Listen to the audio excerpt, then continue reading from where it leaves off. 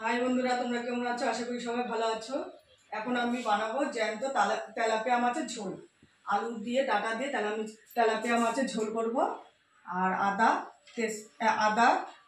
পেঁয়াজ কাঁচা লঙ্কা বাটা দিয়ে আমি শুধু ঝাল করব, মাছের ঝোলটা বানাবো।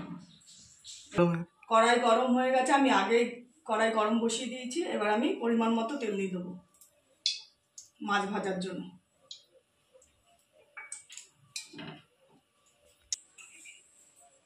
আমি তেলাপিয়া মাছটা নুন হলুদ মাখিয়ে নেব।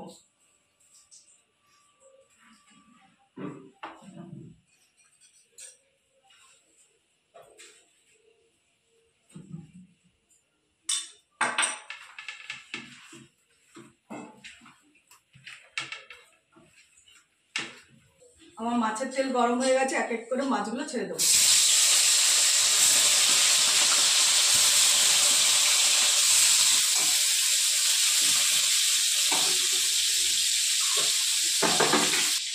এবার মাছের মশলাটা আমি মিক্সিতে গুঁড়িয়ে নেব। এখানে আদা পেঁয়াজ টমেটো কাঁচা লঙ্কাটা বেটে নেব। মশলাটা আমি মিক্সিতে গুঁড়িয়ে নিচ্ছি।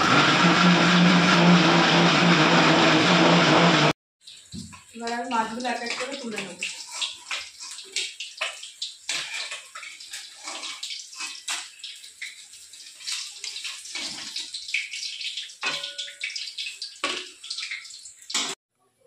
আমি ওই মাছের তেলেই আবার কিছু পরিমাণ তেল দিয়ে এবার মশলাটা কষিয়ে নেব। এবার আমি ফোড়নে গোটা জিরে দিয়ে দেবো।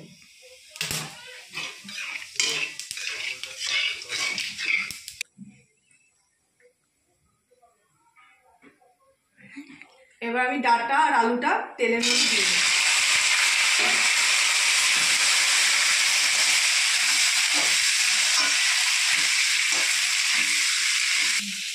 পরিমাণ মতো আমি লবণ দিয়ে দেবো।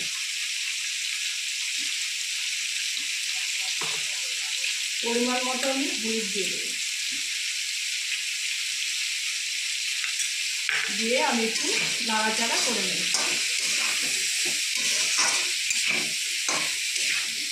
আলুটা ডাটাটা ভাজা ভাজা হয়ে আসলে আমি তারপর মশলাগুলো এক এক করে দিয়ে দেবো।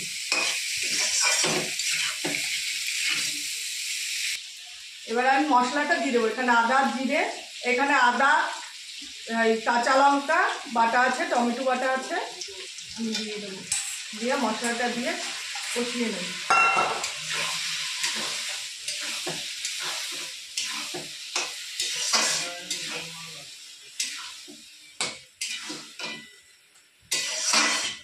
পরিমাণ মতো চিনি দিয়ে দেবো।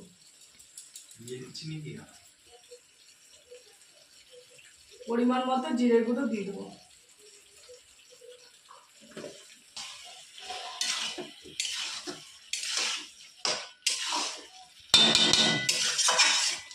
আমার মাছের মশলা কষানো হয়ে গেছে, দেখুন কি সুন্দর কালার এসছে। এবার আমি পরিমাণ মতো জল দিয়ে দেবো মাছে।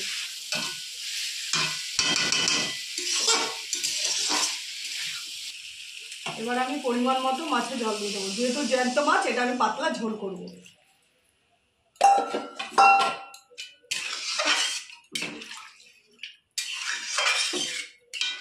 এবার আমি দেবো, ঝোলটা ফুটে আসলে মাছগুলো এক এক করে ছেড়ে দেবো। এবার আমি এই থালাটা দিয়ে ঢেকে দেবো। ঝোলটা ফুটে আসলে মাছ এক এক করে ছেড়ে দেবো। এবার ঢাকনিটা উঠিয়ে দেখে নেবো ঝোলটা ফুটছে কিনা। আমার ঝোল টকবক করে ফুটছে। এবার এক এক করে মাছগুলো আমি ছেড়ে দেবো।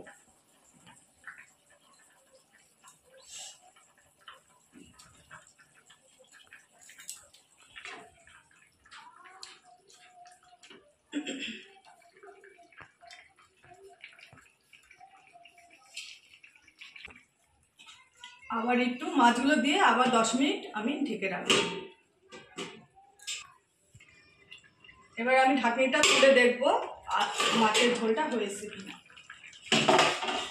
হ্যাঁ, আমার মাছের ঝোল হয়ে এসছে। আমার আলু ডাটা সব নামিয়ে নেব। এবার মাছের ঝোলটা ঢেলে নেব থালায়।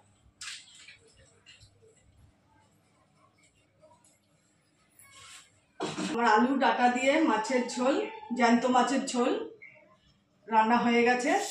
আপনারা এরকম বাড়িতে বানিয়ে খাবেন, আপনাদেরও ভালো লাগবে। এই গরমে জ্যান্ত মাছের ঝোল ছোটোর থেকে বড় সবারই ভালো লাগবে।